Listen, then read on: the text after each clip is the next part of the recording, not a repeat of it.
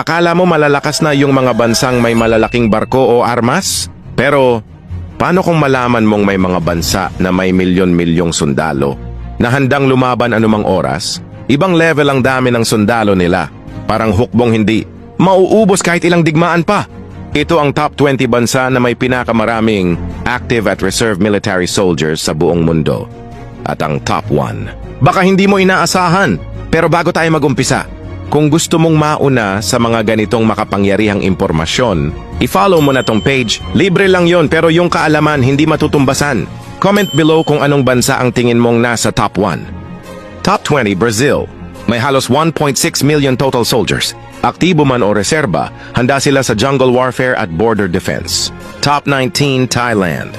Mahigit 1.7 million total forces. Mabilis silang mag-mobilize sa gitna ng natural disasters at security threats. Top 18 Ukraine. Dahil sa mga ongoing conflict, mayroong 1.8 million soldiers combining active and reserves.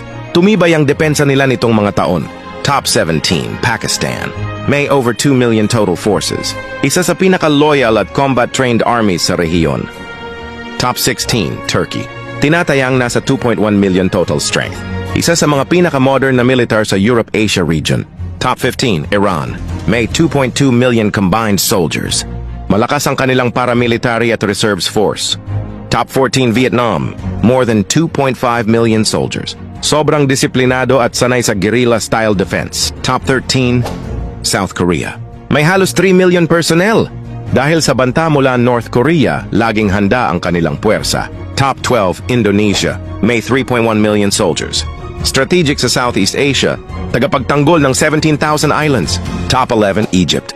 3.2 million total forces.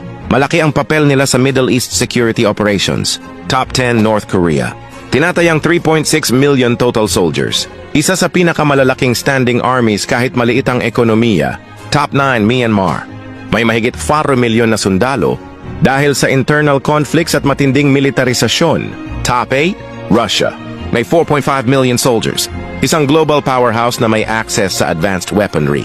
Top 7, Sri Lanka. Shocking, pero may 5.3 million total forces. Maraming reserves na pwedeng immobilize agad. Top 6, Taiwan.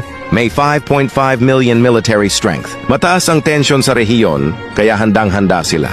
Top 5, United States. May humigit kumulang 5.8 million total troops. Isa sa pinaka-modern, well-funded armies globally. Top 4, India. More than 6 million soldiers. Pinakamalaking volunteer army sa buong mundo. Top 3, Vietnam. Yes, nasa top 3 rin ulit.